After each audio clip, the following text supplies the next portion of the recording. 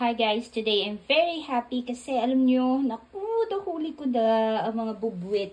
Actually, pangalawa na to eh.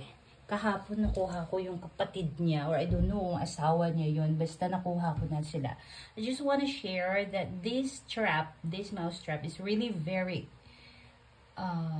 cheap. At the same time, very, what's this? Effective.